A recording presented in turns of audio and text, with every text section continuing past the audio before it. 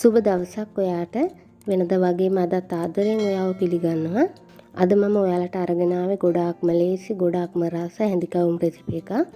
මේ වීඩියෝ එක ඔයා බැලුවොත් ඔයාට හිතේ මේක තමයි හැඳිකවුම් හදන ලේසිම ක්‍රමය කියලා. හාල් කොටන්න පිටි හලහල වද වෙන්න ඕන නැහැ. හරිම ලේසියෙන් මේ හැඳිකවුම් ටික හදාගන්න පුළුවන්. පොල් දාලා තමයි මම මේ හැඳිකවුම් ටික හදාගන්නේ. ඉතින් මාරම රසයි. හරිම ලේසියෙන් ලස්සනට හදාගන්න පුළුවන්. එහෙනම් අපි බලමු මේ කැවුම් ටික හදාගන්නේ කොහොමද මොනවද ඕන වෙන්නේ කියලා. මෙතන මම අරගෙන තියෙනවා මෙෂරින් කප් එකෙන් කැකුළු හාල් කෝප්ප එකක්. ඔයාට තේ බොන අඩු කෝප්පෙන් මේ දේවල් මැනලා අරගන්න පුළුවන්. මම කැකුළු හාල් ටික රැයක් එළි වෙනකම් පෙඟෙන්න තිබ්බා. අඩුම පැය 5ක් 6ක්වත් කැකුළු හාල් ටික හොඳට පෙඟෙන්න තියන්න.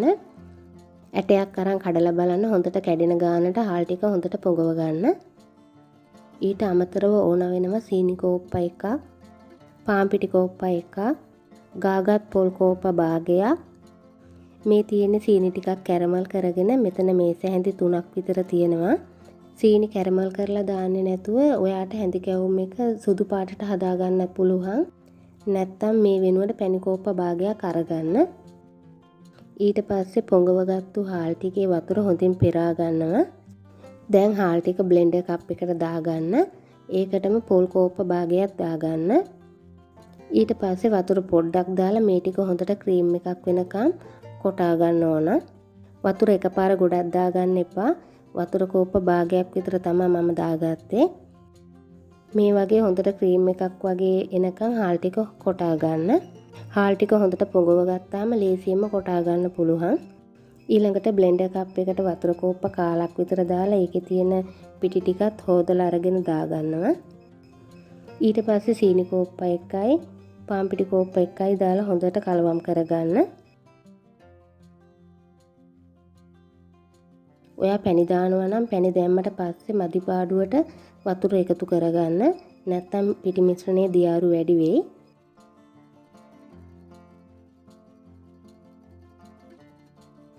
මේ වෙලාවේ සීනි කැරමල් කරගත්තු ටිකත් මම එකතු කරගන්නවා. ඔයාට ඕන පාට එනකන් සීනි කැරමල් දාගන්න පුළුවන්. ඊට පස්සේ හොඳට කලවම් කරගන්න.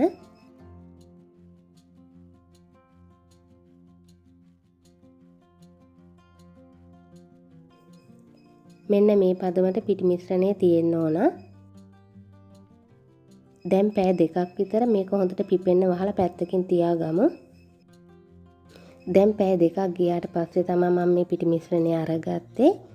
මිශ්‍රණය හොඳට පිපිලා තියෙන්නේ. හැන්දට හොඳ බර ගතියක් තේරෙනවා.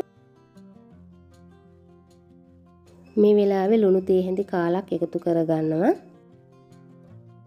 පිටි මිශ්‍රණයේ උකු ගතිය ටිකක් වැඩි හින්දා තව වතුර පොඩ්ඩක් දාලා මම මිශ්‍රණයේ පදම හදා ගන්නවා.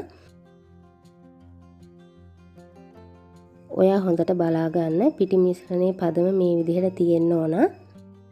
මට ඔක්කොම වතුර කෝප්ප එකක් විතර ගියා.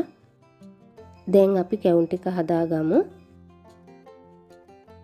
කැවුම් හදද්දී ඔයා ලොකු තාච්චියක් ගන්න එපා. මේ වගේ පොඩි තාච්චියක් අරගන්න. තෙල් දාගන්න කොටත් තෙල් ගොඩක් දාගන්න එපා. සාමාන්‍ය ගානට තෙල් දාගන්න. මේ වගේ ප්‍රමාණයට තෙල් දාගන්න. ඊට පස්සේ තෙල් එක රත් වුණාට පස්සේ මෙන්න මේ විදිහට හැන්ද තෙල් එකට ලං කරලා කැවුම් පිටි මිශ්‍රණය දාගන්න. ඊට පස්සේ පොඩි හැන්දක් අරගෙන මේ විදිහට තෙල් ලිහින්න. එතකොට තමයි කැවුම පිපිලා ලස්සනට හැදෙන්නේ. කැවුම වටේට මේ වගේ රන්වන් පාටට බැදෙනකොට කැවුම අනිත් පැත්ත හරව ගන්න.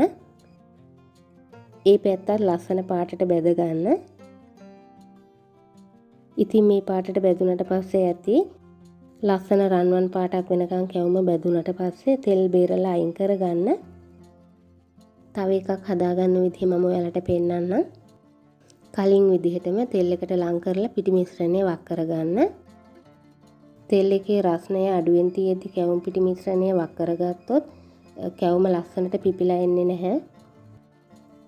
කැවුම් පිටි මිශ්‍රණයත් හැමතිස්සෙම කලවම් කරලා තමයි අරගන්න ඕන. තෙල් එකේ රස්නය වැඩි නම් ගින්දර අඩු කරලා කැවුම වැඩි පුච්ච ගන්න නැතුව ලස්සන රන්වන් පාටට මේ විදිහට බැද ගන්න. තාච්චියේ තෙල් අඩු වෙනකොට මුලින් දාගත්තු ප්‍රමාණයට තෙල් දාගන්න. තෙල් අඩුවෙන් තියෙනකොට ලස්සනට කැවුම් ටික හදාගන්න බෑ. මේ වගේ හැන්දක් ඔය අරගන්නවා නම් අතට රස්නේ වදින්න නැතුව ලේසියෙන්ම වක් කරගන්න පුළුවන්. ඉතින් ඔයාට හරිම ලේසියෙන් මේ විදිහට හැඳි කැවුම් ටික හදාගන්න පුළුවන්. ලොකු වෙලාවක් යන්නෙත් නැහැ. ඉක්මනට හදාගන්න පුළුවන්. ඒ වගේම මේ විදිහට හැඳි කැවුම් හදාගන්න තෙල් ගොඩක් යන්නේ නැහැ. හැඳි කැවුම් ටික දැන් මම ඔක්කොම හදාගෙන ඉවරයි. ඉතින් මේ තියෙන්නේ මම හදාගත්තු රසම රස පොල් මිශ්‍ර හැඳි කැවුම් ටික. මේ අරගත්තු ප්‍රමාණයෙන් මම සාමාන්‍ය ප්‍රමාණයේ ලොකු කැවුම් 20ක් හදාගත්තා. දැන් ඉතින් ඔයාට හාල් කොටලා පිටි හලහල මහන්සි වෙන්න ඕන නැහැ. හරිම ලේසියෙන් ඔයාට හැඳි කැවුම් ටික හදාගන්න පුළුවන්. එහෙනම් ගිහින් එන්න. ඔයාලා හැමෝටම සුබ දවසක්.